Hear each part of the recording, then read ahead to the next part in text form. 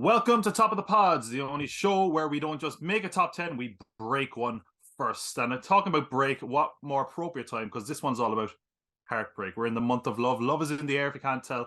And we're feeling a bit love sick. We feel like breaking some hearts like we often do. So we've come to our top 10 list from Screen Crush, which is the 10 painfully realistic movies about relationships. But before we launch in, I should introduce myself. I'm Tom from the Pop Cult Pod on YouTube and everywhere else, because no one else is stupid enough to take that name. And of course, we also have the first lad and lady of this very channel, Booker G and Queen Liz, the couple themselves. Guys, what's going on? Not much. Happy Valentine's month, I suppose. Happy Valentine's. Yeah. The love is in the air, isn't it? Happy February. That's it. Got that kind of vibe, you know? Yeah, I mean, how is this hasn't created any conflict in the relationship or in the house now? Any of these relationships, you haven't come down on one side or the other? I was surprised on how much we actually agreed on a few. Like, I mean, I'd be quite critical. I'd have to be blown away by something where Jerry can like see the logic in something, but we agreed on quite a number of these, which I was quite surprised at. But I'm sure we'll probably we're not ones for rom-coms, like, because it's not really our thing, like, but there's not really rom-coms in this list. They're not exactly rom-coms. Yeah, this has been an interesting one. Right? Like, I actually, when I saw that the topic we were going to do was, I was like, I probably have seen none of these. And then I was kind of surprised. I'd actually seen quite a few. My opinion kind of shifted on a lot of them. So I guess that's a good place to start. Shout out to Phil first, because Phil's not with us tonight. So he's got a chest and throat infection, and this was this is one he really wanted to do. So unfortunately, Phil won't be able to make it for the rest of the week. Get better, Phil. Love you, Phil. Sending you love. Phil got I'm not a fan of public displays of affection, but sure, sending you love. Well, how about we get started right now, because we're talking about The Spectacular now, which was number 10 on Screen Crush's list. Spectacular now, one that I'd heard of, didn't know a lot about. This was kind of the debut film of Miles Teller. It was an A24 film before A24 got associated with horror and weird indie stuff, so it was kind of an interesting beginning. I'd say it has an amazing cast, and I like the chemistry and the relationships. The way I kind of sum this up, the best way I can do it, is it's like a quarter-life crisis movie. It's like this guy just going through his life and his relationships, and he's like, oh, I'm going to go to college, but what about this person? What if she doesn't go to college? What if I love this person? And you're just like, right. Might sound pretty critical of this one, because I kind of was. I get the feeling it's one of those things that if I was a teenager when I saw it, I'd love it. Now maybe I'm just a bit jaded. This one for me, it's number 10 on the Screen Crush list. It's number 9 for me. So I guess we're kind of in agreement or close enough. Am I really just a grumpy old man? Jerry, what do you think of this? I actually enjoyed it a lot more than I expected. It had the potential to be one of those annoying romantic comedy fucking 10 what was that one with Freddie Prinze? Things I hate about you. She's all that had that potential to go down that route of, popular high school fucking kid goes after the nerd and makes a bet with his friends that he can change things for her, like, but he falls in love with her. But obviously it's not as Hollywoody, fucking bows and ribbons as she's all that. So he's got a drink problem, and she doesn't think she's anything, and he's trying to convince her of all these things, and we're not really sure what his methods are, why he's actually doing it in the first place. We're expecting some twist at the end of it. Does there going to be something like, why is he doing this? And he just wants to change things for her, like, not that there's anything wrong with her, like. I'd say you're talking about a twist. The biggest shock of the movie for me, and I guess spoiler, but I don't know, can you spoil romantic movies really? All of these are miserable, you know that much, right? Yeah. Did you see when the girl just immediately gets fucking slammed by a car out of nowhere? That was like the biggest shriek I made in a long time. Was that more than any of the other movies? I was like, oh, okay, it's got me engaged again. Yeah. That was a real it was a real wake-up call, and you said literally out of nowhere, unexpected completely. I was kind of I think, sorry, what did you rate that as? 4. It's high enough on your list. It was high enough, yeah. Like the list from Screen Crush is 10 movies, but it's not a top 10, so the bottom one isn't the worst of them. Like, it's just a list of 10. Yeah. Phil, just to touch base with Phil had this rated at 10. So there we go. And that's okay.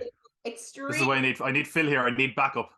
Right. This is it. So Phil had it at 10. Now that's it. I'm kind of in the middle of the two. I had this rated at 7 because I thought it had the makings of something spectacular. But it was just, I felt like what's that? Do you know the way you were saying that there was like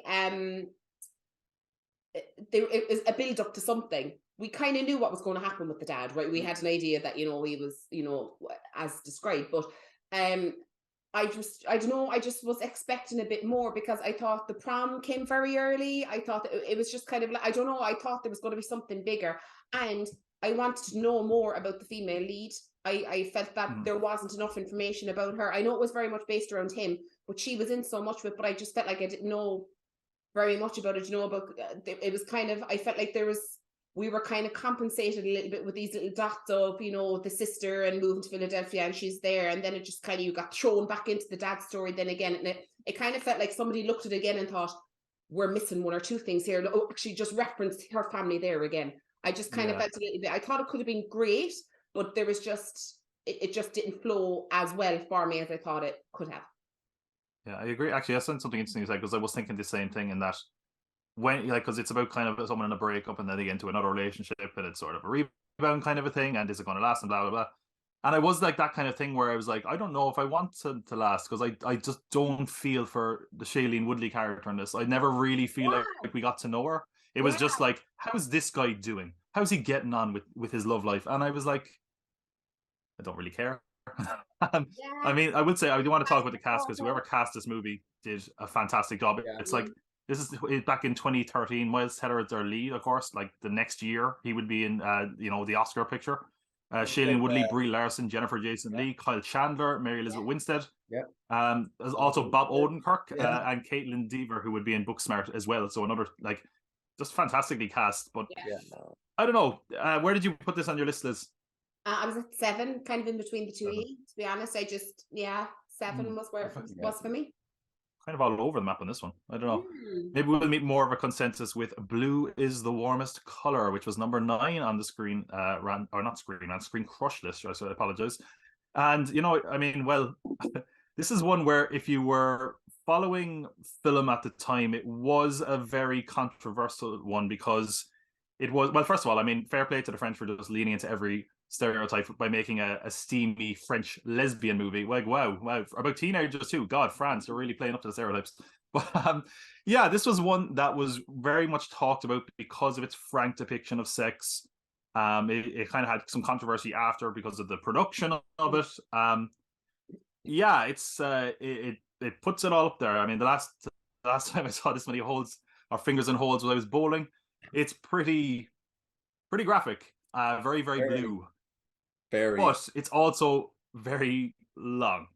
It's 3 hours long, which would put a lot of people off it, I would say. Now, I will say the film has such a good heart. I really liked that we had a film on the list that was, you know, LGBT focused, and it felt very interesting from that regard. It felt like it brought something different to the table than a lot of the other ones as a result. I thought the 2 actresses in it were fantastic. Of course, Leah Seydoux is one of them. She's gone on to massive heights, and the other actress has gone on to work as well. I do think it was very long. If this was shorter, and I feel like there is like definitely moments to kind of shorten it, it would have been a little bit higher on my list.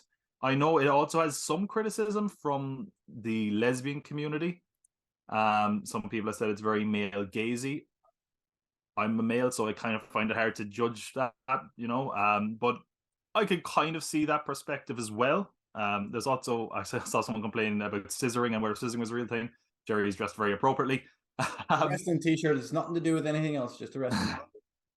Jerry's a closet lesbian. Don't listen to him. Yes, this is for me. It's a number 7. I would love if it was higher, and I feel like if they cut it a little bit, it would be a little bit higher. But I don't know, Liz, where are you coming at for this one? It was long, for sure.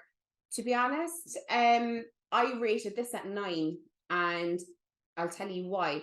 I was super excited as well that there was going to be some form of representation in this list as well. I think it's extremely important. It's very now. It's, you know, it's how the world is now, and so important that it's not overlooked. So I was super happy for that fact. However, I can absolutely see the issues with aspects of how it was shot. Certainly, it was definitely shot through a male's eyes. Do you know what I mean? The sex scenes were very, very long. Now, I know obviously they were going to take full advantage of what can and what can't be shown, and maybe that's just different for us because we don't get that in our movies. Do you know, that kind of a way we don't? We're not used to seeing this, but it was, you could tell it was very male shot. That's the best way I could describe it, because they were so long. The shots that were taken as well, it was, you were definitely looking at it through a man's eyes. That's all fine and dandy. I got the point across, but because they were so long, I felt it took away focus from a lot of other aspects of the movie.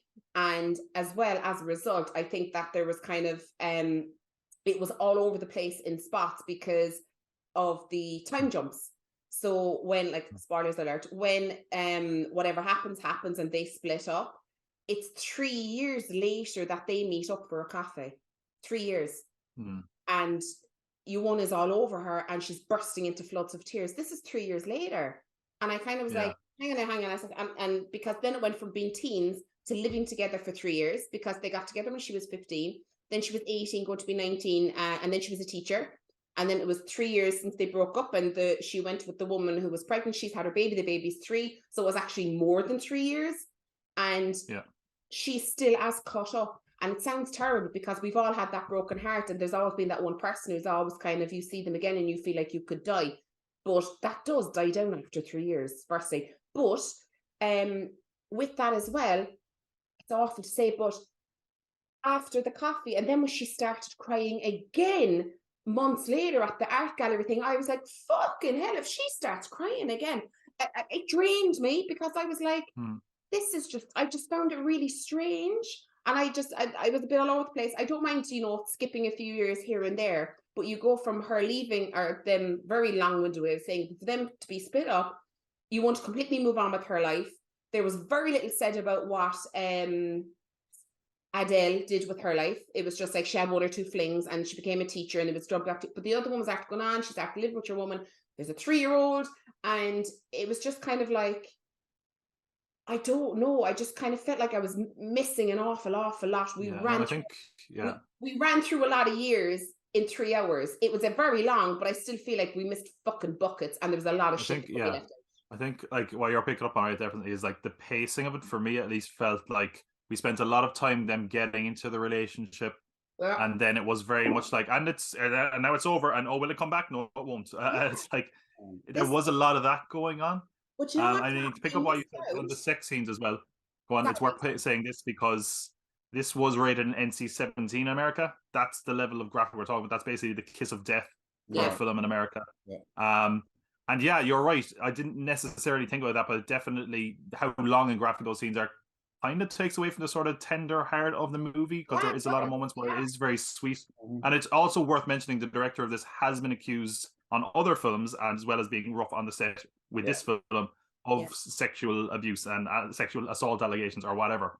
So it has a big ick factor with those elements, and maybe, you know, removed from that context, maybe it would work more. I don't know.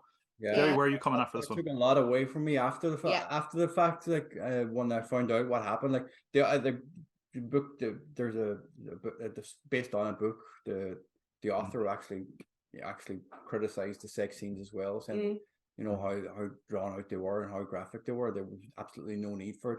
The film could have been an hour and 30 minutes long, hadn't it been for all the sex scenes. Like it's like, if you've never seen it, it's crazy. Like, it's like, if you're a single man locked in your bedroom, it's, you know, your time of your life, but it's so long. Switch to porn. And it's even at the start, before she meets her with your man from school, like, it got so uncomfortable because she's supposed to be 15, like, so it's the legal age in France, but it's not the legal age everywhere else in the world. So you're like trying to turn away. So like, I know the actress wasn't 15 when she shot it, like, but it's still, you're looking at on screen somebody portraying a 15-year-old having sex, and everything's on show, and it just felt so fucking weird. But the thing is as well, what I felt, I know that we were saying about the sex scene's been really, really long, but they missed a huge opportunity, and I would imagine it's down to aforementioned issues. They missed a huge opportunity because they only touched on the fact that Adele hadn't told her family that she was gay or that she had a girlfriend. She brought somebody over for dinner who was helping her with economics or something. Something like that. And only then I realized that they had been together for ages, but her family had no idea that she was with her. She introduced her as a friend who was helping her with something for studies. And that could have been completely explored, of how she, you know, we missed out on all of that, how she's madly in love with this one, but can't tell her family, but all of that was missed, which all contributes to their love story. After that dinner, the sex scene after that dinner was supposed to be her family were supposed to walk in on them doing what they were doing, and that was cut out of the film. That was how they were going to find out she was actually a lesbian, like, which is, you know, so there was there's a lot of strange kind of creative choices, I think, with the film that kind of take away from the sincerity of it. Maybe for a film with subtitles, it was easy to follow. Like it wasn't. It didn't feel strenuous reading the subtitles. You just got into it, and the story there, minus the sex scenes, the story was a good film. I can see why people would rate it higher than I've rated at number 9. I can see why Phil has rated at number 1, because Phil is a movie buff, but he's in the industry, and he's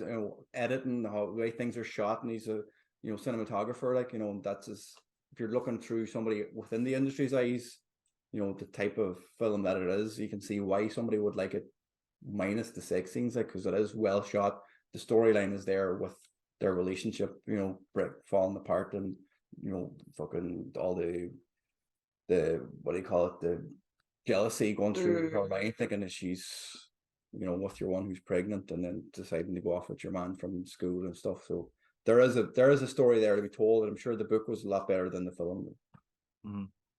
Yeah, there's something there. It doesn't sound like any of us kind of really went for it wholeheartedly, but hopefully we have better luck with the number 8 on our list. Hopefully this will be the one that we love, because this is the one I love. That was really labored, but anyway, this is an interesting film.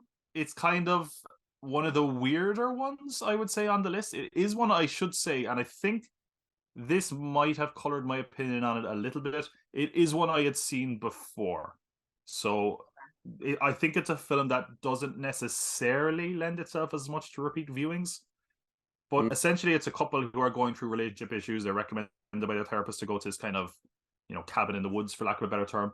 And as it turns out, when they're there, they seem to have a doppelganger that is the ideal version of their mate. And then it gets kind of weird sci-fi-y in that they can interact with each other. The doppelgangers confront them. It's a lot.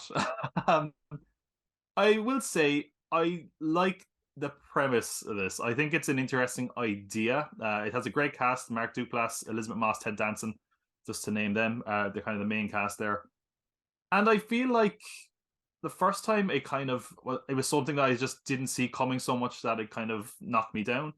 Now that I kind of see it coming, I just sort of feel like there's not much to it beyond the twist. I don't feel there was really, I don't know what it was trying to say, if you know what I mean. I don't know, was it trying to say, oh, well, we all think there's this ideal version of our partner that we only ever see the good stuff, or maybe we have to take it both to be happy, and that kind of thing. And I don't know, I don't feel like if it had something better to say, that it didn't really get that across.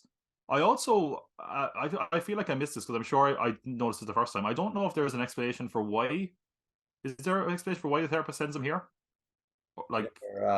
It's like some sort of sick game where the people that are playing the doppelgangers were another couple previously, and they have to pretend to be them to get out, and then the couple who are going there will have to do it for the next couple arrive. So it's like a continuous loop. Oh, okay. They get transformed into the people who are arriving. They don't explain. Obviously, they don't. I thought that. Yeah, I thought that the first time, and then I was trying to pick it up on the second time, and I totally missed it. Yeah, it's weird. It is a very trippy movie. It is. It does come off maybe a little cheap, but it's an indie movie, so it doesn't disappoint you too much in that regard. One of the more interesting creative choices they make is like the split screen in the movie, which is kind of like the go-to for when it's like, see, they're different people. They don't do that until the very end when they have to make a kind of conscious choice, which I thought was an interesting, creative decision they made there. I like the performances. I like the core concept. Again, if I was seeing it for the first time, I think it would be a lot higher. This one didn't hold up on my second viewing, which is why for me it came in at number 8. Guys, is this one that you loved? Yes, absolutely. It came at actually number 3 in my list. For the reason why there's the sci-fi side of it is kind of like the Twilight Zone meets Black Mirror kind of thing. It's really trippy. You're just like fucking freaked out, and there's, as a first time viewer, you literally have no idea. So if you're watching this and you've never seen it before, skip to the next film because it'll spoil everything. So the scenes where they walk in, like, she can only see him and he can only see her, and the first time that happens, he walks in and he's lying on the ground doing push-ups or sit-ups, whatever it is he doing. You're just like, it's not just her. It's like, is it a clone? Is it an alien?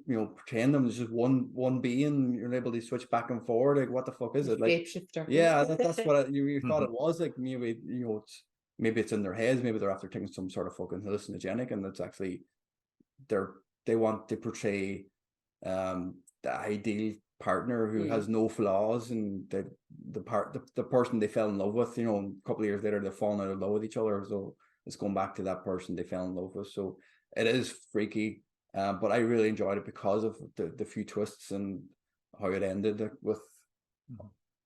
I won't say how it ended, so just in case somebody doesn't want to skip forward and get spoiled. I don't want to spoil this completely. I don't give a shit. Well, off to you, love. All my notes are about spoiling it, so I'm like really sorry for anyone. Skip to the next one. I'll put timestamps on this so you can timestamp to the next film. No, but do you know what? This was absolutely fucking bonkers in the best possible way. I thoroughly enjoyed this. I don't know why, but I thoroughly enjoyed it. It held my attention the whole way through. It really did. I was like, this is off the wall. Because, I think why I found it so off the wall is because I was trying to imagine myself in that situation where I'd be like, what would you do? And like, but what if you walked in and I was trying to imagine myself in that situation and what I do, and I just like, this is actually crazy. Minimal cast, right? I liked that as well, because normally sometimes it could be like, especially in a lot of movies on this list, there's not a huge number of characters, or not a huge cast. But for this one, it kind of worked because it kept me with the story the whole time. There was one or two things where I was kind of a bit, all right, let me see. So, like the very end, not the very, very end, so not a spoiler, like, but I know if I'm going away, I'm not bringing an identical second pair of clothing. I'm definitely not buying more than one jumper in the same color, unless like, a few black t-shirts. This is a lovely one, by the way. It's our merch. But like, I'm not going to buy, the same beautiful wool cashmere jumper in the same style twice, in blue. So I thought that was a bit okay. I could see the end coming a mile away. I knew what was going to happen, and then I was just, but when it did, right, I'm warbling an awful lot, but I was just like, this is so cool.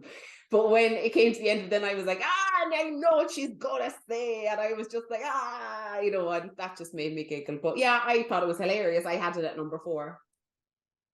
Okay, that definitely sounds like one that you loved. Again, I think for me, like watching it a second time, I think it is the kind of thing that it's like, it kind of feels a bit repetitive. Yeah, but I wouldn't watch it a second time. No, it'd be like watching The Sixth Sense for a second time. Like that's it. Yeah, I think. And again, the first time I saw it, I loved it. It's not the only film on the list that suffered for me actually seeing it a second time. Sometimes it would have been better to leave the memories alone.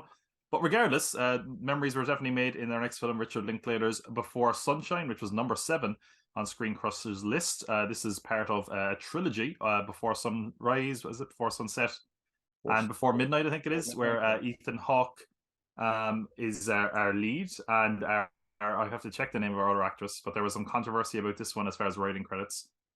Julie Delpy, there we go. Or Delphi, I'm not entirely sure. But yeah, this is a film where, again, Richard Linklater is a director I kind of go hot and cold on sometimes. I think mainly because everyone loved Boyhood. I can't stand that fucking film. He made this film. I hear a lot of people talk about it. It's kind of always one that is on these romance lists. I don't know if it's belongs in the kind of painfully ones, because I think it's actually kind of a nice kind of sweet side to it. But it's very, very simple. It's basically a couple are on a train. The guy convinces the girl to come with him, and they kind of just have a lovely night out. And you know, it's kind of like before the sun rises, we won't see each other again. Although it's kind of got that Cinderella ticking clock aspect, I suppose. If you polled me what film I wasn't going to like going into this, I kind of would have figured I wouldn't like this. I actually enjoyed it quite a bit. I think the only reason that's number 5 on my list is because this was actually a very, very strong list altogether, I would have thought. As far as the films we watched, I thought the quality was very, very high. But I mean, it's very well acted. Ethan Hawke is one of those actors where, like, I'm so used to seeing him now that when I see him when he's younger, he looks a bit weird. It's like he grew into his looks or something. They have amazing chemistry. Like, if you had just told me this was 2 actual people who are a couple, I would have believed it. It is, you know, has a few kind of artistic contrivances. Like, of course, in a Richard Linklater movie, the crazy drunk homeless guy is a wonderful poet, because of course it's that kind of world. I will say it's a nice romance shit holiday, if we're honest. I didn't really get to see anything.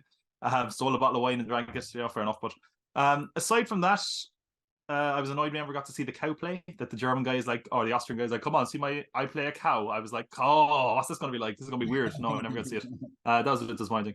But aside from that, you know, it was kind of like the Chekhov gun thing where you're like, oh, here we go, and then they just don't have a gun. I will say it's a film that I feel like is maybe slightly impacted by the fact I knew there was sequels. Like, if it was just, you know, we'll meet back here and then you never find out, I would have been like, oh man, that's such an effective ending. Like, but when I know there's like 2 more movies, I'm like, oh, okay. But no, I quite enjoyed it. I thought it was a very sweet and simple movie. Yeah, again, I've said here I enjoyed this, and it usually isn't my thing, so that's probably the biggest recommendation I can give it. Am I alone in this? What do we think? I'll go first because Liz has a lot to say in this one. Okay, I think I saw did I see an eye roll there? This was my second time seeing this film. I remember watching this film. When we sat down to watch, I forgot that I had seen it, but when we started watching it, I flashed back to actually watching it on VHS in the 90s. Because at the time it was Killing Zoe was out with Julie, and American Werewolf in Paris, which she also appeared in. It was like one of those things. It was just like box sets. You would go buy the same movie. You know, the movie was the same actors in it. What a random box set. Yeah, well, that's what it was. It was like 3 movies. Like, oh, okay. I'm just imagining someone like, oh yeah, American Werewolf in Paris. Oh, what? What's this? I know. Yeah, it was just one of them things. There was always 3 movies in a box set with one of these actors, and I love Killing Zoe. And when the film were there, I was like, oh, fuck, we'll pick up and see what they're like. And that was a pure flashback when we started watching. It's like, oh yeah, I forgot about that. Other than that, like, it's not the type of film for its age. If you had been watching it when it first came out, I can understand maybe back then why people would have really rated it really high. It was on the IMDb list of 250 best movies ever made. It's on 178. So it's, you know, it's a pretty high list for a romantic, you know, couples movie. It's also one of those ones that I kept hearing about constantly because it's one of the rare 100% on Rotten Tomatoes movies that everyone kind of was like, this is one of the greatest films of all time, you know. So it's it gets a lot of acclaim. So a lot of acclaim. I'm not sure who's rating it, but it's number 10 on my list. Number 10, that's harsh. You'll see why in a minute. Yeah, okay, go on. Go for it. I'm not that, but you make me out to be an awful demon, like, but anyway, it's number 10 on my list. I didn't even finish it. I fucking switched it off, right? I'm sorry now, but I hadn't heard not a fucking dicky bird about this movie. Didn't know anything. You hadn't told me either that you'd seen it before. Probably not after making me sit through that much. I forgot until we started watching it. I was like, oh yeah, I remember this now. Oh, I swear to God, you could have told me that, because if you were giggling about it for half an hour before we turned it off. if we were halfway through that movie, you turned and goes, "Oh, I saw this before. I swear to Jesus, I would have decapitated you." It was just right. I mean, look, come here. And I thought maybe I was being a little bit too cruel because I was missing something because it's on all of these lists that it's 100% Rotten Tomatoes, one of the best movies of all time, and I was like, this has to be we're watching the wrong thing. Like, remember I watched the wrong fucking film. It was French Connection 2, wasn't it? Yeah. French Connection. This is a different French Connection to the train to Paris. I know this is going to sound fucking brutal now, right? But look, it is what it is. It's definitely number 10 on my list. We weren't even halfway through the movies when we watched this. 48 minutes. And it was right? We were 48 minutes in, weren't we? Right? And I think we made it to 1 hour and 22, did we? No. This movie. We turned it off after 48. It was 2 hours, wasn't it? This was an hour and 45 minutes. We had an hour to go when you had to turn it off. Yeah, I couldn't because I literally said to Jerry, I said, how long is left in this? And he put up the timer and it was only 48 minutes gone. And I felt like I had missed 2 birthdays. I was like, this is fucking ridiculous. And Ethan Hawke annoyed the living shit out of me. He just riled me up and I was like, spit your fucking words out, Eden, because you were pissing me off to high heavens. And it just annoyed the living fuck out of me. I just did not enjoy. I could not watch it. I'm really sorry, but I just got so fucking annoyed. And then I heard there were sequels, and I thought somebody is pulling me left leg off my body. You are having me on. This is an absolute fucking joke. I feel like I've been left out of the biggest joke ever, that everyone knows something that I don't, because I really feel like I'm missing something. But the only thing I'm happy I missed was the rest of that movie. Absolutely fucking not. And breathe. I'm grand now. I was going to say, are we okay? Are we still? That's all we have time for, everybody. This list. Oh my god, that was murder. Oh Jesus. my god. We've never had anything that bad. Fucking, what was it? Billy Jack got off eating lightly compared to that. Remember that? Episode 1. Jesus. We finished Billy Jack. I was going to say, Billy Jack got the job done at least. Got more sequels out of that one. Oh my god. I feel like I'm in a very weird position because normally I hate these type of films and normally I don't like Richard Linklater. I know I'm kind of like, it's okay. But yeah, Phil also had it at number 5. So I guess me and Phil are on the same wave. Like that means it's gonna end up at like a 7, I guess, like automatically. The name Screen Rant wasn't already taken. To be honest, when we were doing the Wild Wild Fans, and you heard me the night we watched it. Anyway, it's over now, it's done, and we never have to talk. It is funny how you both have it on number 10, but Liz was like so tearing into it that you're like, whoa, he's steady on. Well, hopefully we'll have better luck. Before we get into the next one. Yes, dear. I'll tell you a little bit about the sponsor of today's episode. Yes, now that I have come back down out of the rafters, it is time to look after your shafters. So, ladies and gentlemen, you love it, really. You love it, really. Today's episode, we are very, very happy to tell you, it was brought to us by Manscaped. They are huge supporters of the IWE podcast, and they are indeed the world's best when it comes to below the waist grooming for the dudes. As I always say, I cannot wait for Ladyscaped. I think Ladyscaped is better than Onescaped, don't you? Definitely. Yeah, I like Ladyscaped. No, love, you can't. Don't pun it, right? It's a Ladyscape, right? Okay. So anyway, regardless of that, these products are precision engineered, so there's a lot of thought gone into them before anything even is created or made. So these guys know what they're talking about. They really do. The performance package is their latest push, and it is probably the ultimate in men's hygiene. There's so much involved in it, and they actually look after we'll say almost, because we don't know anyone's ball situation, 14 million balls worldwide. So that's approximately 7 million men, give or take a ball here or there. And 7 million men trust Manscaped with their nether regions. You might be able to add an inch or 2 on. You never know. When you trim all of that back, there might be a little bit more going on down there, lads. It's always good. It is, the month of love. So show your balls some love with 20% off with the code IWE20 at the checkout, free shipping, and you could join 14 million balls worldwide with beautiful smooth effect. Weed whacker, ball deodorant, you name it, it all comes with it. You'll be smelling and looking fly and smooth as a baby's bum. So that is Manscaped sponsoring this week's episode. 20% off with the code IWE20 at checkout, free shipping, and your balls will thank you. Wow. That was smooth as a bollocks after Manscaped, I have to say. Fair play. And you're right. There, lads. That'll leave you with a big stick. I was going to say, yeah. Jesus. So we go from sunrise to sunshine with Eternal Sunshine of the Spotless Mind. Hopefully, this went a little bit better. This was another one that I had seen. I think a lot of people have seen. This was actually one I'd probably seen the most of on the list. Again, it is one of the more creative ones, I would say, on the list. It has a kind of a sci-fi thing as well. Basically, the idea being that you can get your memories erased, and after kind of a bad relationship, Jim Carrey decides to get his kind of mind wiped of this woman, Clementine, played by Kate Winslet. I also have to say, it has like the most perfect like opening kind of line for our Valentine's heartbreak special, which is something along the lines of a holiday invented by a greeting card company. Perfect. But yeah, it's another thing I will say, like creatively, visually, I love this movie. It's a Michel Gondry film who always has a very interesting style. You can tell he kind of came from the world of music videos, I think, when you watch this. I will say, strangely enough, someone who came from music, the soundtrack is a little bit touch and go for me. There's sometimes where like I actually just write like, okay, sometimes the soundtrack needs to be kept in check. There's one time where it's just kind of going like, and you're like, what are we doing here, guys? Yeah.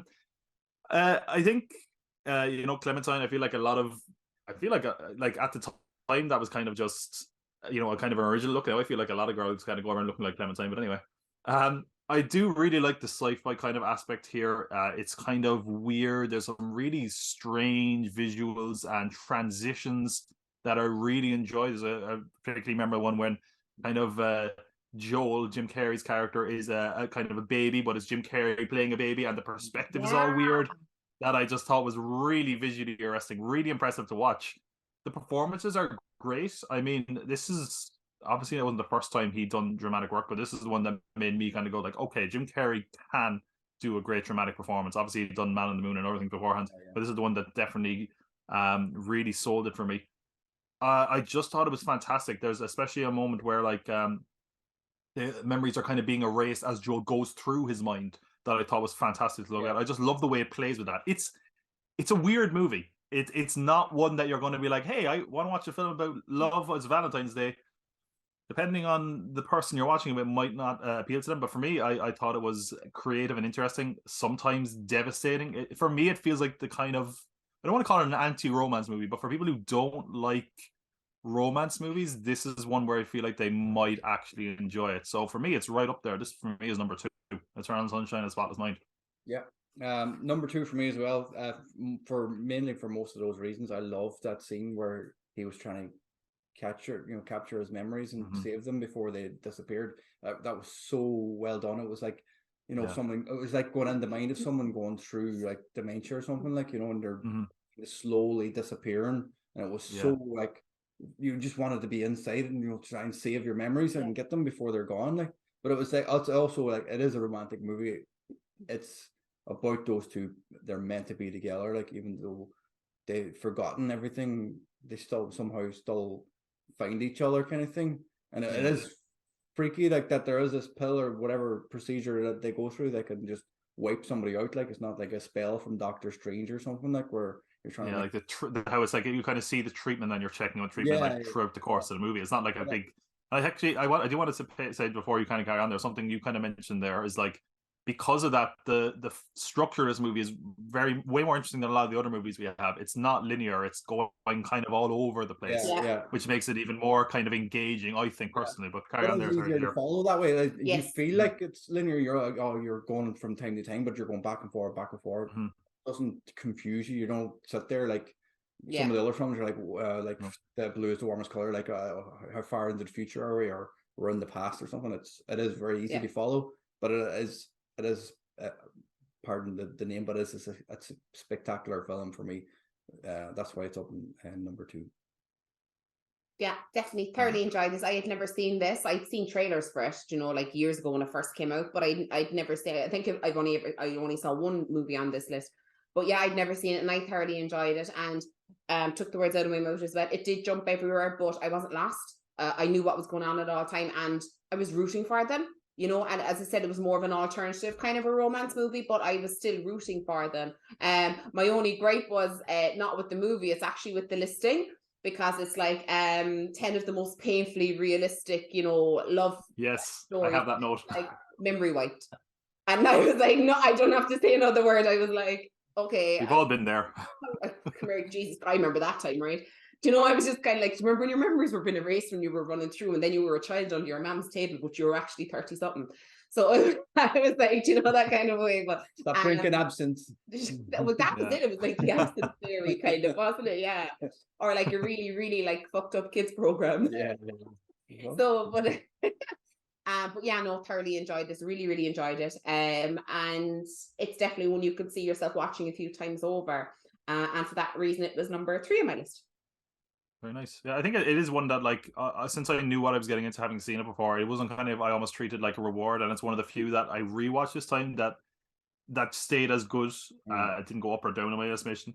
I would say Phil wasn't a massive fan of it. Phil put it in the middle there, right there at number 6. Eternal Sunshine of the Spotless Mind is his number 6. So, you know, but generally it's getting some pretty high scores across the board. We come in then. Yeah, Phil wants blue hair. Phil had blue hair. Yeah, he had blue hair before. He's jealous of the color. That's what it is. He's just blue hair is a theme for this. Like, yeah. I was gonna say, is that why his blue is the warmest color? Is his number 1 because he was like, that's some damn good blue hair.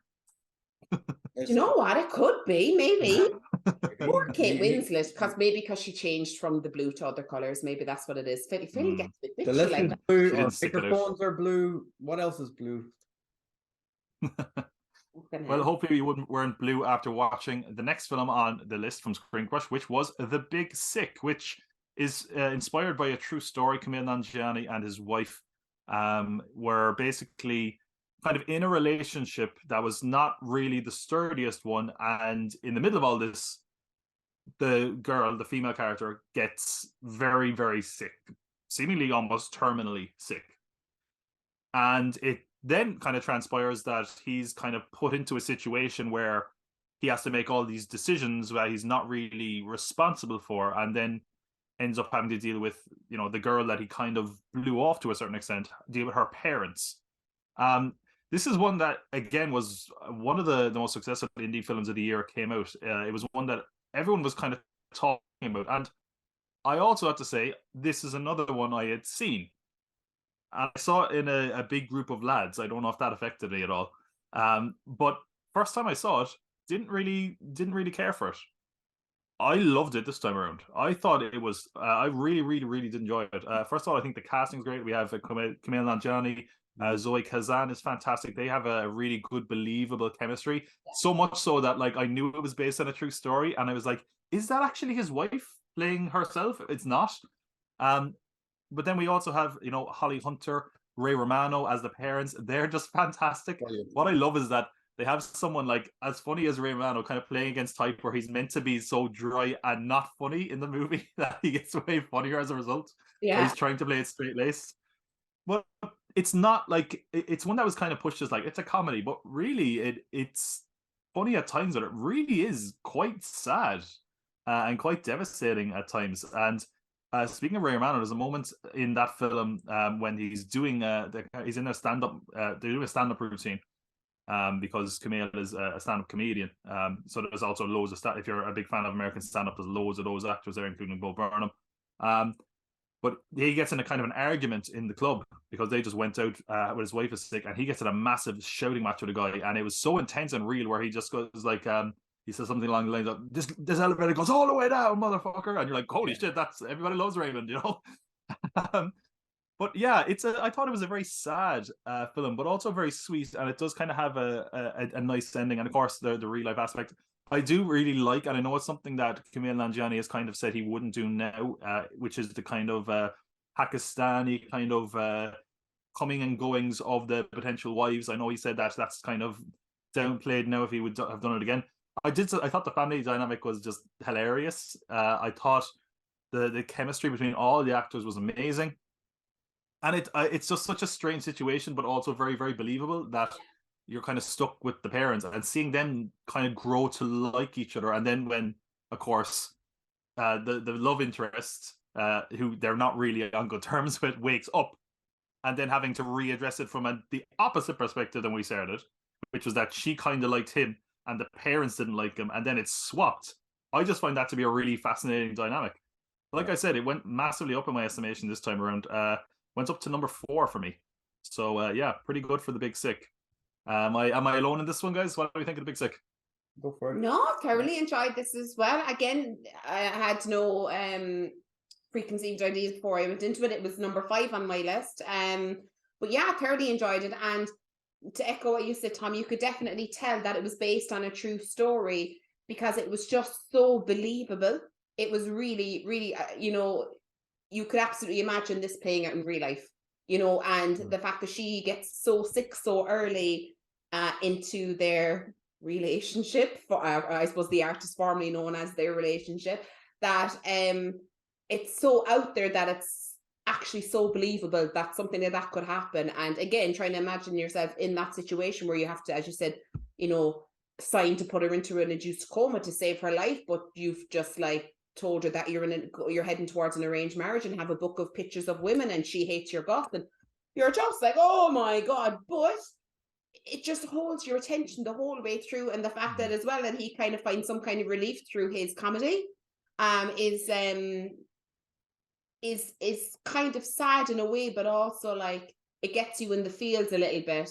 Now there's an awful joke he cracks that I won't repeat, but it's just oh, please do. That was the first time I watched it. That was the only laugh I got out of the movie. 9/11. The 9/11 joke.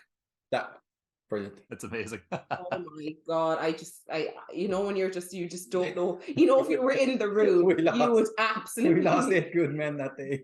Yeah, it's a great joke. To be fair. If you were in that room, brilliant. It's one of those situations where you would absolutely not know where to look. Because I was like, but yeah, as I said, through his comedy, you can really feel. I suppose you can kind of feel his pain as well of what he's going through. So yeah. 5, thoroughly enjoyed it. Yeah, 5 for me as well.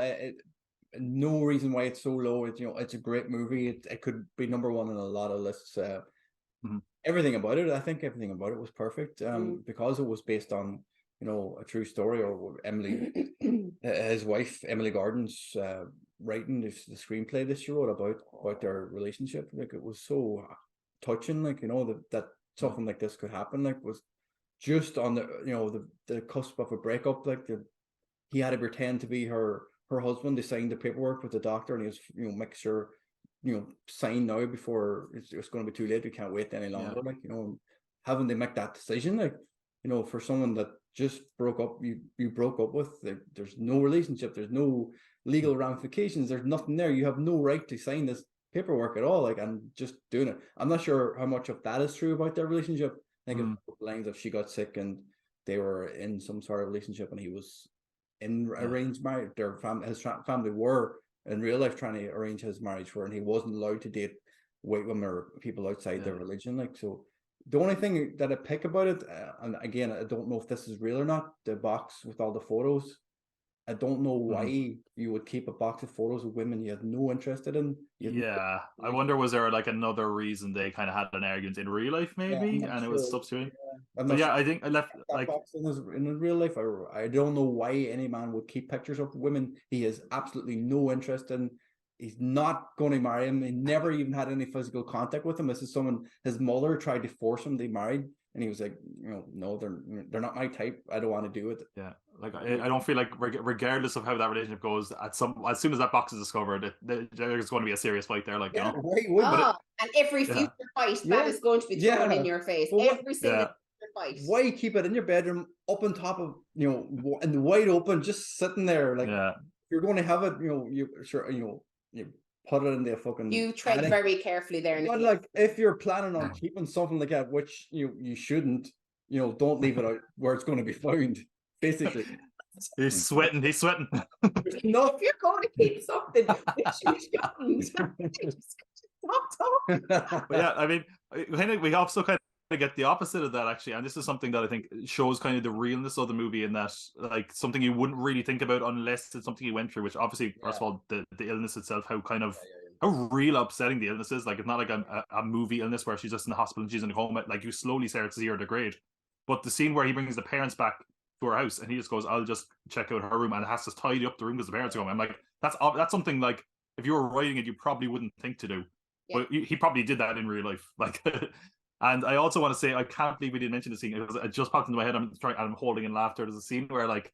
Because you said there's like a scene where you don't really see him kind of lash out, and there's one scene where he goes to a drive-thru and asks for 4 slices of cheese and a burger, and has an absolute meltdown. Brilliant. It's amazing. He's just like, "Give me 4 slices of fucking cheese," and starts throwing a bin, and then straight away it's just like, "I'm sorry." It's great. It's fantastic. And like we're giving it high praise. Phil actually has it as number 2 pick, so it's way up there on all our list. The Big Sick is scoring some pretty sick points, bro. Hey. Then we get to another one that I'd seen before. I feel like that's just my slogan at this point. Actually, I'll just get it out of the way. There's only one more film I hadn't seen a second time, and I'll point that one out because it'll be faster. Silver Linings Playbook. This is from David O. Russell, the acclaimed, controversial David O. Russell. He made American Hustle. He's made I Heart Huckabees, Three Kings. What his recent one was Amsterdam. I think he's like one of the most overrated directors in my opinion. I'm not saying he hasn't made good films. Like I like The Fighter, for example, but I also think he's massively overrated. First time I saw this, didn't really get all the hype about it, to be honest. I will say, second time around, maybe it was just lowered expectations. Maybe that's the case with a lot of these. I quite enjoyed it. I thought the cast was very, very good. Our lead is Bradley Cooper, and then Jennifer Lawrence plays the kind of a love interest. And, you know, I think, first of all, they have very good chemistry. This is what kind of around the time when Jennifer Lawrence started really breaking it big. But we also have Robert De Niro, who is playing Bradley Cooper's father. Chris Tucker is in it, absolutely stealing any scene he's in. And basically it's a story of a man who has a kind of had a bit of a mental breakdown and kind of went to get treatment and kind of comes out back into the world and is trying to adapt to the world around him. And he meets Jennifer Lawrence's character, who's also kind of had her own problems. She's lost her husband. And they're kind of two damaged people, I suppose, in a way, that kind of find each other. And it's kind of them trying to find their place in the world and also doing a dance routine that is, you know, I won't say what it is, but ends up having kind of big possible ramifications for both of them and kind of seeing them kind of possibly fall in love. I will say I was shocked. This one was 2012, so a bit over a decade. I was surprised how kind of dated it felt. Mainly when they're like, we can have an iPod in every room. And I was like, an iPod in every room? Are you serious? But I thought Bradley Cooper was really good in it. Jennifer Lawrence was fantastic in it. Again, this is kind of another note when we're on about relationships that are realistic. I don't know if there's many relationships where it's like, oh, I'm bipolar, my husband is dead. Realistic? Maybe not. But I did think there was some standout scenes. There's a scene where Jennifer Lawrence's character, Tiffany, kind of shows up at the house where her Bradley Cooper and Robert De Niro and the rest of the family are, and she just tears into all of them because even though they're like, he's, you know, a bit nuts. We have all of the sports superstitions that Robert De Niro has as a Phillies fan. And God, he would have lost his mind after the Super Bowl. But yeah, I think it has a great ensemble cast. It's a really well cast film. I enjoyed it. The ending is fantastic. They do the kind of the whole dance routine. And despite their score being middling, they just freak out in the biggest way possible. And everyone's like, why are they freaking out over the score? Yeah, I enjoyed it a lot more. It's a little bit contrived, maybe. I like the cast. I like the chemistry. I thought they had, you know, a decent movie. And I say that as someone who doesn't like David O. Russell, who didn't love this film first time I saw it around, but I like this enough to get in my top 3. So it is literally number 3, Silver Linings Playbook. Yeah. What do you think, guys? Is this your cup of tea or no? Yeah, absolutely loved this film the first time I've seen it. I think I went to the cinema to see it the first time it came out. With one of those women in the box with the pictures? Possibly. So one of them may have lost her husband. You better keep the camera rolling when you're looking for this box. This is great content. I told you. It's in the attic. I told you. Every attic, or every can't argument. You can't get up the attic. That's why it's in the attic, because I was there. Yeah, I love this film. It's a romantic film, but it's also a sports film. You know, there's a lot of, you know, I'm not American football. I don't sit around and watch American football, but you get the gist of the betting side of things. And Robert De Niro was a gambling. You know, he's got gambling problems, and his friend he owes money to, and they make this big wager where they have to, you know, the Phillies have to win the Super Bowl, beat the Cowboys. I think it's the Cowboys in the final. When it's not Super Bowl, it's like the playoffs or something. They have to get to the playoffs. They have to beat them by a certain score and then they have to win the dance competition. They have to get a certain maximum score in the dance competition. That side of the film, I really enjoyed that side of the film a lot more than the ins and outs of their mental stability side of things. So I was really intrigued in how they were going to get to that stage in the film, getting to the score. So you knew it was going to happen. He was going to win the bet. It would have been shit film if they didn't win the bet. The dancing was fucking brilliant though. I loved the whole dance routine. Like, it just made you want to get up and dance. It made you, like, in your head, you're like, oh, I could do that. I want to go out and do a dance competition or something like that. You're like, yeah, we'll just give it a try, see what it's like. But it's a really good film. Like, it's such a nice story. Again, like the Big Sick, that they meet through his friend and her friend. Like, it's kind of arranged, like, dinner date that goes sideways very quickly, and they end up walking home together, and that bounces on from then, which is fucked up as well, to how her parents wouldn't let her see him. She's addicted to sex, and there's all these men calling to her house, which is fucked up as well. Like, but he still doesn't. Yeah, Jesus. Yeah, fuck off, go away, leave her alone. Like, she's mine now, kind of thing. Like, he already had her claimed as his own when your man showed up at the door, even though they hadn't done anything at this stage. So, yeah, I really enjoyed it. It's number one for me. Yeah, same. I thought this was great, and I'm not going to repeat everything that you've kind of said. She kind of nailed everything as it is. It's number 2 on my list. And there was a couple of things I loved about it. I absolutely loved the dinner scene where they first meet. I think it's absolutely hilarious. It's just, I would love to be sat at that table, and I could just feel my sphincter contracting when I was sat at the table. And I was like, this is just fucking brilliant. I can't not watch this. Do you know, that kind of, it was just so awkward. It's brilliant. And everyone's trying to, like, she's so condescending putting on her lovely family dinner, but there's always like a dig in her ulterior motive, and which was amazing. Her husband is falling apart, losing his mind. The father's off the wall, a complete gambling addict with his superstitions and etc., which everybody has. You have you do this and you do that. Everyone has them. And I think it's cool because they could have gone really, really deep with the whole, he's been diagnosed as bipolar after this huge episode in his life. She's lost her husband. She's a grieving widow. She's not really sure how to handle it, etc. But everyone else around them as well, they could have made them out to be really, but they didn't. Everyone who was surrounding them have issues as well, so it made it more believable for me that they weren't just like, oh, these two are completely nuts, and they found each other, but this person has a problem, this person has a problem, this person also has this type of a problem. And so I like the way that was done. Loved the dance scene as well, and you just root for them. And aside from that, because it's kind of hard to touch on the love story aspect of this as well, because he's still so caught up in getting back with the ex. She's lost her husband, so she's just pretty much was looking for anything that was going, because that was the stage of grief that she was in.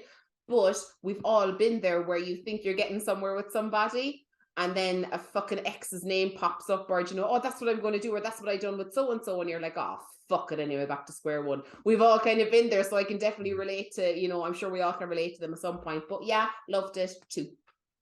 Yeah, fair play. I think that's a very good point. Yeah, the kind of love story is not like jammed down your throat in this. It feels very much like will they, won't they, but not in like the awkward will they, won't they, where you're just kind of like, I wonder, is there actually going to be a romance after this? But we're all kind of in agreement. Phil was not very happy with this one. Phil gave this number 8. That's because Phil wanted to dance, I'd say. That's all that is. Nobody had blue hair in this. There's no colored hair. There you go. He didn't get the +2 for blue hair, but that's true. It's not blue, Phil. Come on, it's silver. Not blue line in his playbook. It's silver.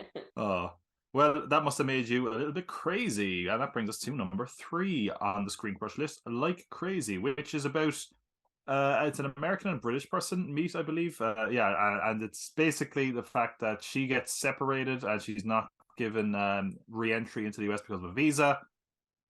And if I'm sounding a little bit mixed on this one, this to me, look, I made top 10 lists on my own channel and stuff, right? This to me feels like they got 9 really solid picks, and then they were like, what do we do for number 10? Like Crazy. Yeah, Grant. I don't think this is a very strong film. I like Anton Yelchin. I like Felicity Jones. I just don't see the appeal of this movie. I really don't. Yeah. Like when the visa thing happened, I was like, oh, this could get interesting. And then it just didn't get very interesting. Like it's based on a real experience, and it definitely feels that way. But like compare this to like a Big Sick, where it's an interesting experience. This just felt like, oh, so this really happened to you. Okay, fair enough, right? I think also I read something like it wasn't like heavily scripted. There was a lot of improv. It kind of feels like that, Yeah. and not in a good way. It feels like there's just trying to awkwardly fill the silences. I just thought it was really boring. I didn't think it was very good. I said like crazy that people enjoyed this. It was an hour and a half. To me, it felt much longer. I got very little out of this film. For me, this is bottom of the barrel this time around, number 10 for me. Yeah, I can totally see why that was number 10. It was number 8 for me, only because number 10 was taken up, and so was number 9. Only reason. But yeah, it's just so fucking far-fetched. Do you know what I mean? And I just felt like my go-to phrase, that we just dragged the back bollocks out of this whole visa thing. And then it was like, oh shit, now we better throw in the official bit, so they need to go to the embassy. And, you know, it was just like, and this was a very, very warped, in my opinion, a very, very warped presentation of the chase is better than the kill, if you get what I mean, because they were like, they were so in love at first, but to me it was very summer flingy. And then she's going to throw away everything, and she's like, I just won't go back to the UK. I just think that, like, this isn't an old film, you know what I mean? And I just think in this day and age, you know that you can't just stay in a country for as long as you want. You just do you know? And especially for somebody who was going to study and be as clever as she is, being a journalist, you think she'd have an idea of the visa requirements, that they can't just skip out on a visa. And it was just long in the fucking tooth. You know, it really was. And it just went nowhere in the end. And then at the end, it's like, okay, right, Shane. No, I mean, did anyone cheer the fact that she finally got the visa and go be with him? I kind of went, thank fuck, put the kettle on. It's I forgot what happened, to be honest. It's already left my head. Yeah. Right? You know what I mean? So yeah. Same for me. It was number 8 for me. It could have been, you know, out of the top 10 completely, like only for the fact that I had started filling it and I forgot about it. And I was like, oh shit, I better put that one in the list somewhere. It's left. And that's the only reason I got to number 8. I had no interest in this film after it was her own fault that they fucked up the visa. She knew she had to go back to the UK. She was like, I'll hang around and I won't get caught. I'll, you know, just go back. Yeah. Knowing full well that, you know, this is going to happen. And then she, you know, you're trying to say, well, it's their fault, the visa's fault or the embassy's fault that she didn't. It's your own fault. You fucked up. But they're in love. Leave them alone. They're in love. In love, though. It was just like this. It was a summer fling. He was drunk and she was fucking whatever the alternative. Thick phrase. It's used all the time. People get blinded by, you know, lust. It's not love. It was pure lust. And they're like, fuck the rules. Fuck the visa. Like, this isn't like, you know, stealing teenager syndrome, isn't stealing a bar of chocolate on the breaking the law. Like, it's fucking visa issues in America. You don't do that. So I had no interest in them winning this competition, whatever life is for them, going back and forth with each other, falling in love, out of love, marrying, you know, her going off with the neighbor, like, you know, he was sitting in the apartment and him coming over is like, was that going on while he was away? You know, him going back to his secretary twice, even though he, you know, she needs a shake. Jennifer Lawrence again in the list. Why would she go back to him twice after that? Like, you know, he was married and he's go back to her and he kicked you out and then you come back to him on the other side of the and then she didn't want to live in his fucking shitty fucking, you know, apartment or whatever you call it above his workshop. Like, why would she? It was a shithole. Like, so I had no interest in them. The only sad thing about this thing is actually your man Anton Yelkin passed away not long after the film. He died in a very tragic circumstance as well. It was a car parked in his driveway, and there was a fault with. I think he basically had like a kind of a slope driveway, and he parked his vehicle, went out to get the post from his driver or whatever, and there was a malfunction with I think they actually recalled all of this vehicle afterwards, but it basically rolled back and crushed him. It was a steel and he passed. Yeah. Jesus Christ. But yeah, I mean, he's done many great films. I'm a big fan of Green Room. I like his roles in Star Trek. Yeah. Don't watch this. Watch one of those, to be honest. Yeah. I mean, I'll be sure Phil's not like just really hungover drunk, because this is number 3. Is he? I'm only joking, Phil. Get better, but fucking hell, he did. Yeah. That's right. Wow. Yeah. No. All right. Well, here we go with the number 2. We're really getting to the end of this list. Once. I feel like this is one where we should kind of be cheering for it because it's the big Irish success story. I saw it once. I actually had seen Hey! once. Hey! Yeah, this was. Oh man, this is the one I was talking about when I was like, you should never go back because what, like, just to paint a scene. Like when I saw this film, I was a teenager. Was at the point where I had to decide what I wanted to do with the rest of my life. I was telling so many people I wanted to, look and see if I can make movies, and everyone was like, "Oh, you can't do that. Not in Ireland. No one makes movies." And I was like, "Well, look at that." Fucking Steven Spielberg says it's the film that got through the year. They're nominated for Oscars. It's the success story, and I liked it when I first saw it. But I wonder if I was more in love with the idea of it because I watched it this time, and I was like, "What is this? Was this really it? Why did I watch this again? Oh no, it's ruined it." It's ruined it. It's like it's a nice movie, but and I don't want to be harsh on an independent film, but it looks very bad. Like it looks very very like Glenn Hanser could have made more money just busking for the movie, to be honest, than what this costs. It's like it looks very uncinematic. And I'm annoyed Phil's not here because I did want to ask him a question here because there's one shot in the film where it feels like they tried to do something kind of stylish where Marketa Erglova's character, of just girl, that's her name by the way, is going into the house and they do like a crane shot, but it's not stabilized. So I'm assuming it's not a crane, it's just someone on like a cherry picker because the camera's kind of going like that. Well, it kind of fades away, isn't it, into the distance afterwards? It's just, yeah, but it looks really strange and badly done. Like it doesn't look like slick at all. And I know they have a cheap budget, but I also think, and this is one of the biggest indictments I can give it, is that I totally forgot this movie was a musical. I knew Falling Slowly, obviously. There's a lot of songs in this, and I think the fact I forgot it was a musical is an indictment of how bad most of the songs are in this. Personally, I didn't find any of them to be very memorable. There's that one she's singing when she's come back from the shop that looks really bad. It's just total darkness. And I'm like, I know what you're going for, but this is not something that people should pay to watch. Just someone walking through the dark singing a pretty shit song. I mean, like, the actors are playing themselves. They're fine. They have some degree of chemistry sometimes. Also, don't look too far into the real story. It's a little creepy. Like he met her when she was 13, and like there's some quote from him out there where he's like, "Oh, I knew I was in love, but I couldn't. She's a child," and you're like, right. But yeah, they fell in love during the making of this movie. It didn't last very long. I mean, I just, for me, it just doesn't live up to the hype it got at the time. I like Falling Slowly. I like that scene. I just don't feel that it does anything really interesting. It kind of feels to me like a cheap Irish music version of Lost in Translation, but Lost in Translation is much better. It's, yeah, I'm really disappointed I saw this again, to be honest. Because I had it up on this pedestal, and I just, as soon as I watched it, just knocked it straight down to number 8 on my list. Anyway, ouch. Yeah. This is one I hadn't seen.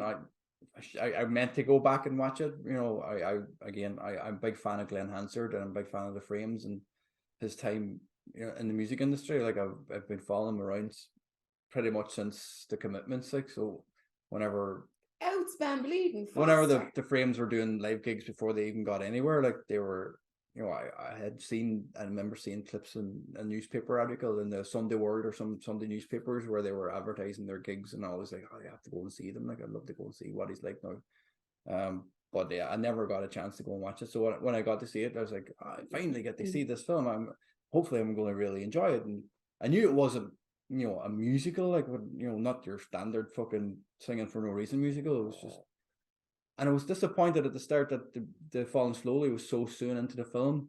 I was thinking maybe it was going to be a story of how they came up with the song throughout the movie. I didn't think it was going like a build up. That is shocking, actually. The climax where they've been bouncing off each other to make this big fucking song. Like, now, yeah, like they kind of set it up like there's going to be like most musicals, like there'll be a reprisal because it's just a very rough version of the song, and then it's like, Oh, okay. Oh, that was it. Oh, okay. Yeah, but like that was like the films we were watching before, Fiddler on the Roof, or the big song at the start of the film, and they're all, you know, there's nothing at the end, and you can't get involved in the rest of the songs.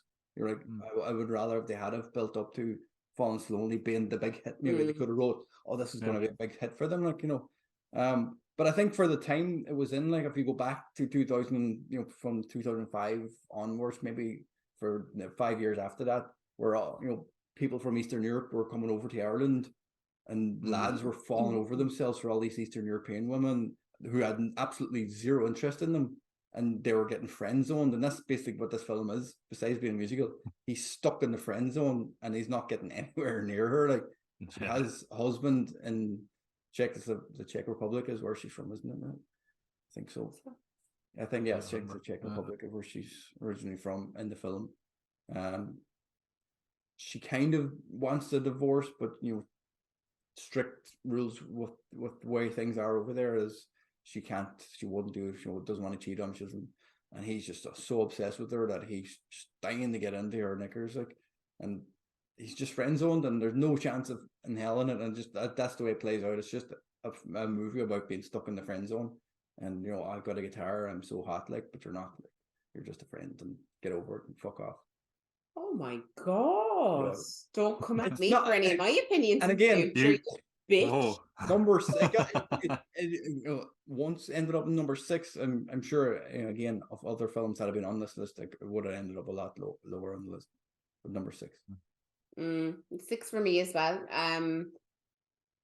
The song was the star of it, but I think it was performed better at, what was it? What did they perform it at the Oscars? Didn't they?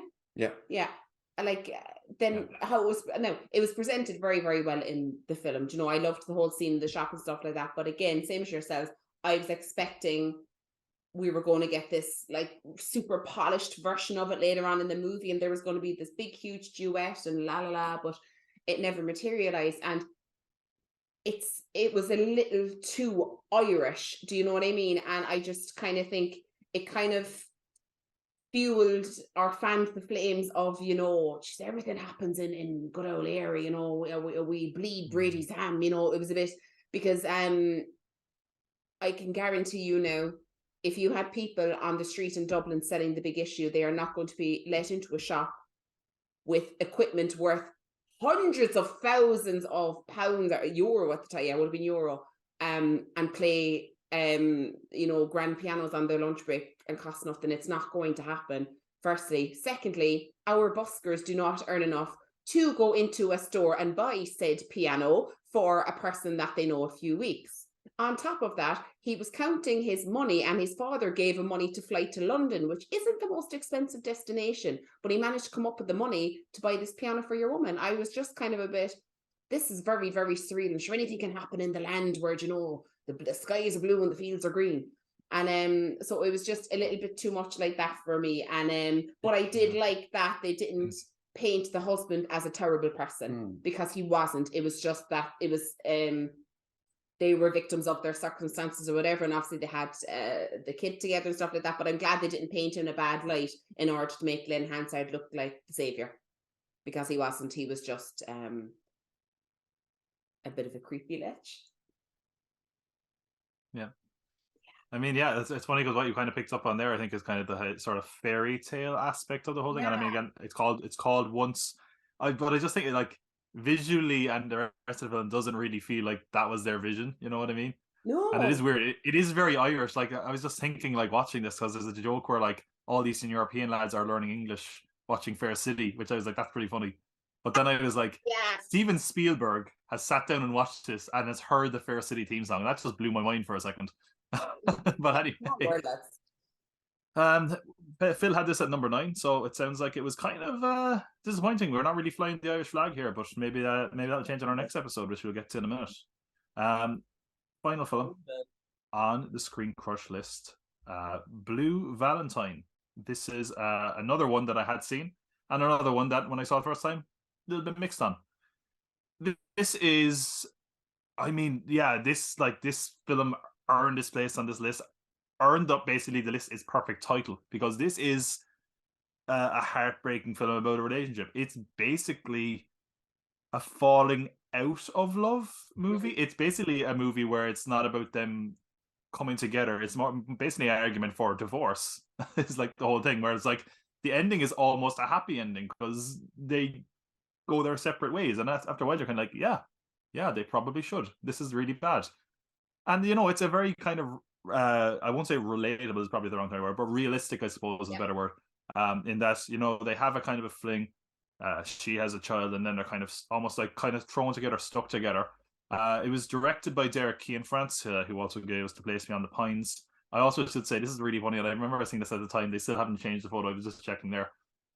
Well, first of all, the most sci-fi and unrealistic thing in the movie is they made Ryan Gosling look like an absolute slug of a man. Come on, who are we kidding? Like, but the funniest thing is, if you look at Ryan Gosling at his worst in this film, he looks exactly like the director.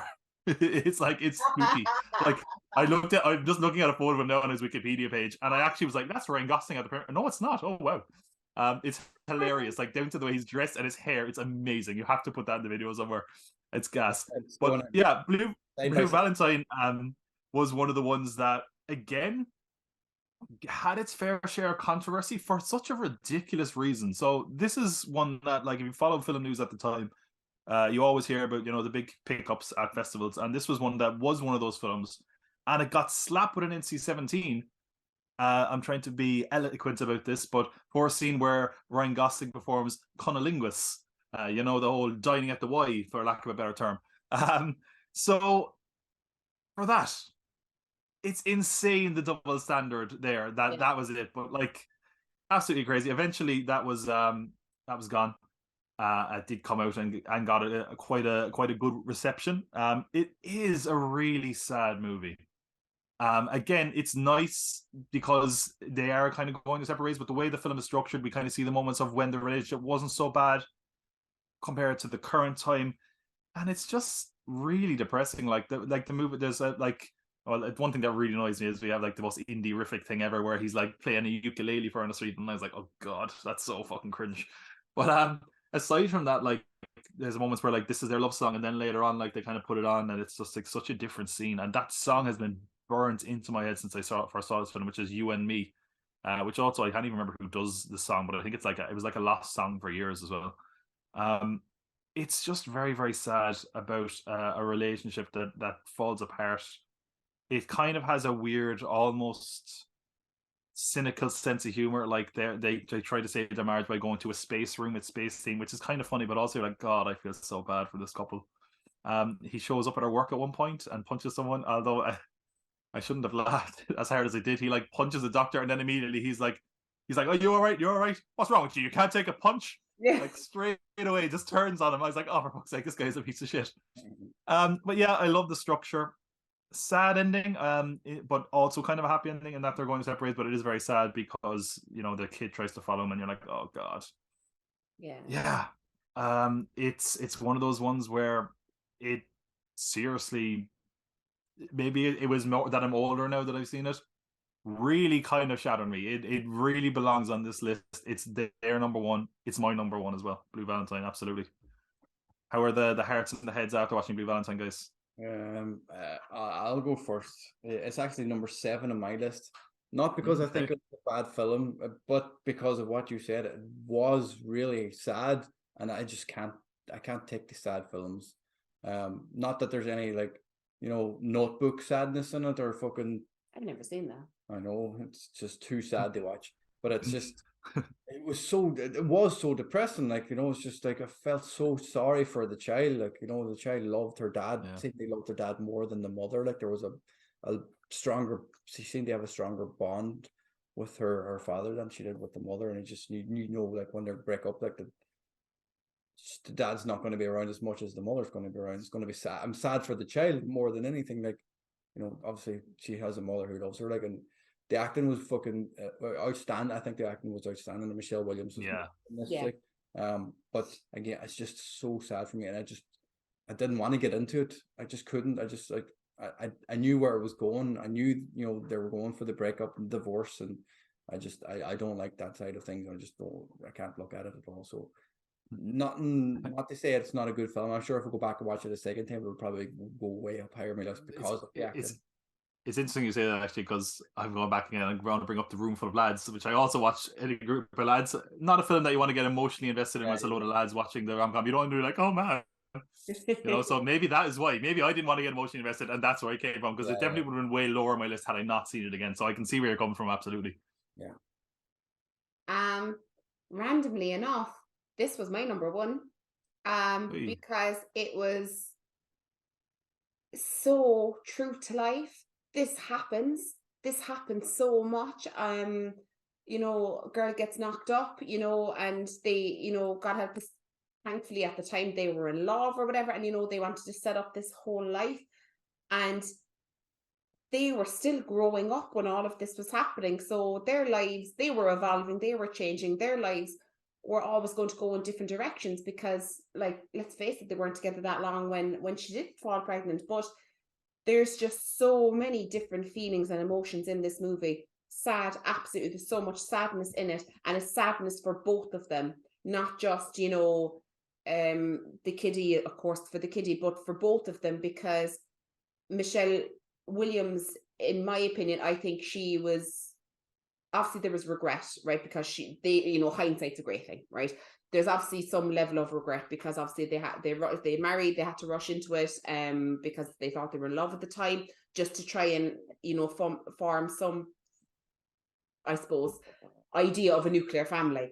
But then I feel that she also holds a lot of guilt, because he married her. She's viewing it like that, and like she brought him into this, and like she was going to get rid of it, but she couldn't get rid of it, and so she probably feels a lot of guilt as well, that maybe she trapped him, for lack of a better term, and that, like, it's her fault, and she created this, so she feels like she can't leave him, but eventually she does leave him, and then the straw that broke the camel's back, when he turned up the condition he turned up in, and the state that they got him when they were in the night away as well. So there was just like the amount of and fear as well, you know what I mean? Like, they were so young, so they were both just full of fear, and he kind of took the lead in that and saying, like, this is what we're going to do. So I just think there's been so many people probably caught in this situation, that I found it just so true to life, and it broke my heart. It absolutely broke my heart,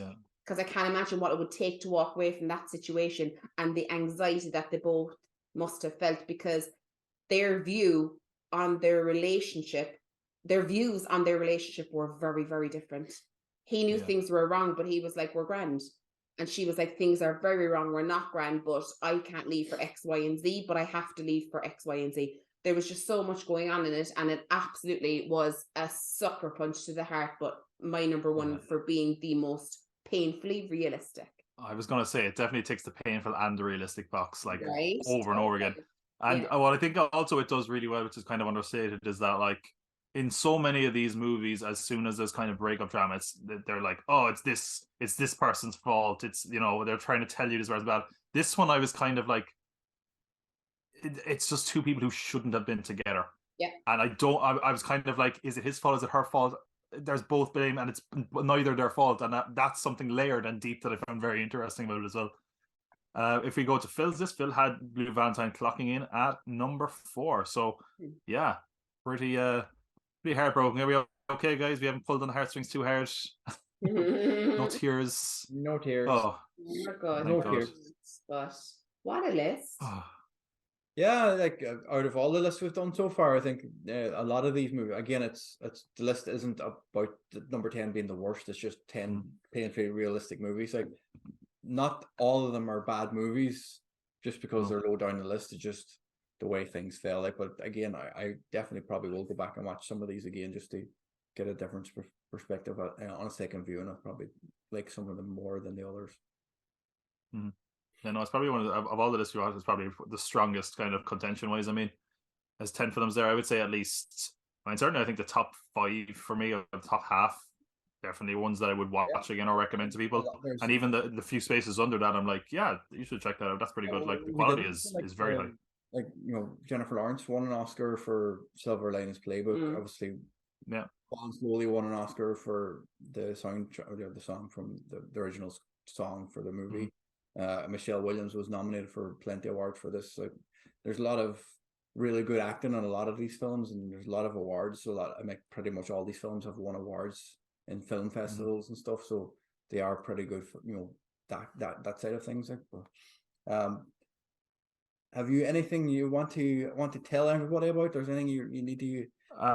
Well, that's a good question, actually. Well, first of all, I mean, we're celebrating. We're doing this on February 14th, a very important day, Day About Love. I'm of course talking about a very important day, the 20th anniversary this year of 2003's Ben Affleck's Daredevil. I have a video, hopefully coming very, very soon. Hopefully it'll be out by the time this comes out on my own channel, Pop Called Pod, where I'm talking and looking back at that film with Irish Wrestling's own Matt Skyler, Aaron Cregan. It's a lot of fun. It's a very interesting and weird movie to look back on. And yeah, it's certainly, if you're not really into romance around this time of year, if you want to watch a movie about Jennifer Garner and Ben Affleck, who I guess became a real life couple, or Colin Farrell just acting like a fucking lunatic, yeah, you should definitely check that out. He's pointing to his head all the time and making weird noises. We make one of the best comparisons of why he looks the way he does. That involves wrestling. So nice. Irish wrestling fans, show up for it. I should also say, very, very quick plug, in case I forget to plug this next time. If you want to hear more about films coming out this year, I'm doing my 5th annual Culties, where I preview every film coming out this year. It should be coming out hopefully very soon. Definitely worth checking out as well. So I have loads of stuff going on. Description now, so make sure you go follow and subscribe to Tom's channel, because there's absolutely do out there. If you're a big fan of the Home Alone franchise, you can go and watch those films. As Tom has run through all of them, including the new one as well. So if you haven't seen it, or if you don't want to see it, that's such a strange thing that is now part of my life. I've reviewed and know the Home Alone lore and franchise far more than any sane man should. And you've been, but there you go. And didn't Kevin McAllister subscribe to you? Oh yeah, I have Kevin McAllister. He checks in every now and then. You know, he leaves a comment, he subscribs, he likes a few statuses. We're pretty close. I don't want to brag, you know, a few celebrity friends like, well. Are you thirsty for more? You guys give up? Well, how is the list looking? The list is done. That was actually a lot more straightforward because I have a new system. So yeah, yeah, definitely. So our top 10 painfully realistic, do we call them romantic movies? Do we call them love stories? Do we call them what do we call relationship drama? Realistic movies about relationships. Okay, that's the list. Painfully realistic movies about relationships. Woo! Right, okay. Pretty much. Yeah, pretty much. Okay, so in at number 10 is Before Sunrise. But I think we caused that, right? So yeah, I think so. That's why it scored so low. So no, the sun has set on Before Sunrise, so there will not be sequel watching of that. Don't make me do it, because I will kick off again. In at number 9, The Spectacular Now, which isn't so spectacular now, but it's coming in at number 9. Following that, at number 8, we had Like Crazy, with the whole visa debacle and just ignorant teenagers, complete ignorance of the law. Following that, at number 7, we have Once. No surprises there. So get down to your nearest vintage music store and ask them, can you play their piano on your lunch break? If not, you might be able to fix their Hoover, which was the most random thing I've ever heard in my life. Who fixes Hoovers? It's a 2007. Dyson wasn't. They had nothing better going on to fix Hoovers. There was no Dyson back then. I don't. There must have been huge money in it though for that piano to fix Hoovers. After that, then in number 6, we have Blue is the Warmest Color, which we had a huge, very, very interesting discussion about. So yeah, well, imagine Phil would have absolutely fought his corner there, I think. In at number 5, The One I Love, which we loved, our doppelgangers at the lovely country retreat, hoping to save their relationship.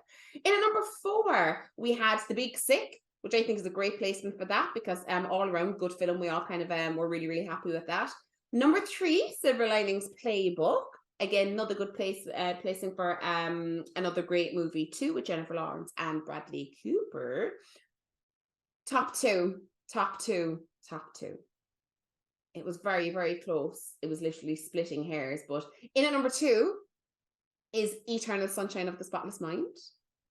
And careering towards number 1 was myself and Tom's number 1, which was Blue Valentine with Ryan Gosling and Michelle Williams. Any of those top 3 were worthy winners, but even either of those top 2. But yeah, I think Blue Valentine was a worthy winner. It had everything that we discussed already. What do you think of our list? I mean, my top 4 is the top 4 of the list, I think. So that worked out really well for me. Like I said, like the selection of films here is really high standards. Even the ones that I'm a bit mixed on, I still think are better than some of the films we rated higher, maybe even other episodes. But yeah, Blue Valentine, Eternal Sunshine, Silver Linings, and Big Sick are kind of 4 I would single out there. Yeah, because they feel like they offer something different to the usual romance films fare. And yeah, I think they're all really strong films. Definitely a very strong list we put together. Yeah, definitely. And I think this is probably one of the most enjoyable lists. Yeah, like aside from 1 or 2. Aside from not finishing one of them, they didn't, like, besides the 3 hours of Hell. Blue is the Warmest Color. A lot of them weren't really long films, but didn't feel like they lasted forever. Like watching some films, you're just like, oh my God, is this over yet? Yeah. You don't want to be watching a film and thinking that, because you're not going to enjoy it straight away. So yeah, thoroughly enjoyed this list. We have a couple of more lists coming up in the next month or so. Myself, Tom, and Phil are going to go into the Scream franchise just ahead of the 6th film being released. We're going to do a top 10 kills throughout the franchise so far. And the fuck did I do to be left out of this? You haven't seen any of the Scream films except for the first one. Give us your favorite kill of the first Scream film. Enjoy that now, lads. And we're also going to the Oscar nominated films for this year. So we're going to have to watch all those films. I'll see. Before the 12th of March. I don't feel very well. And not all the Scream films before the 10th of March. So there's a lot of films to be watched between now and March. So we're looking forward to doing those, and we have some ideas for other films throughout the year, or movies, TV shows, albums, songs, anything that you think we should do a list on, any list you've seen that you might want to break down. Stick a comment below. Let us know what you think of this list and any other lists you think we should do in the future. And subscribe to the channel, obviously. No, you just carry on there now and make plans about me. That's fine. Yay. Go up and get up the box of the pictures of the women. Twice now, up 2 arguments. Liz doesn't read all the messages. Never reads the group messages. Liz works a very, very long day. We all work. Number 1 most painfully realistic YouTube video about relationships. Not been funny now, right? I am not going to start now, but if you want me to kick off, I will, right? Red is the one. Absolutely will. Oh my God. You're going to think Before Sunrise got off easy when you're done with you. It wouldn't be Valentine's Day without an argument. You're fucking, you might not see the next one.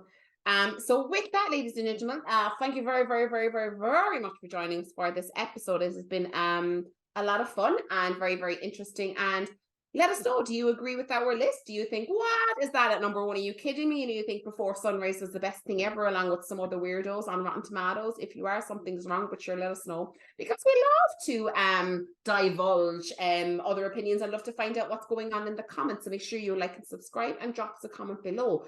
As I said, maybe your number 1 was different. Maybe there's another list that you want to see. Maybe you'd like to see me involved in the Scream ones. Just saying. If not, that's fine too. Don't forget, of course, that this episode was brought to you by Manscaped. So with IWE code at checkout, you'll get 20% off, and you will also get free shipping. Don't forget, your balls will thank you for that. 20% off IWE at checkout, along with free shipping. If you have not subscribed to the channel, what are you doing? Get on it. We are on YouTube, of course, so subscribe. We are on Twitter. We are on Instagram. We are on Facebook. And we are also enjoying millions and millions of views on the old TikTok. Check out the merchandise. My lovely little shirt here. Please with that. Coming soon. Soon. So be very, very proud to wear that. Don't forget, of course, if it is entertaining, enjoy it. And we hope to see you all soon. So for myself being Liz, himself being in the doghouse, and our good friend Tom. Please make sure to have an excellent month of love, and we'll see you all soon for our next guest. Bye for now. Bye. Bye.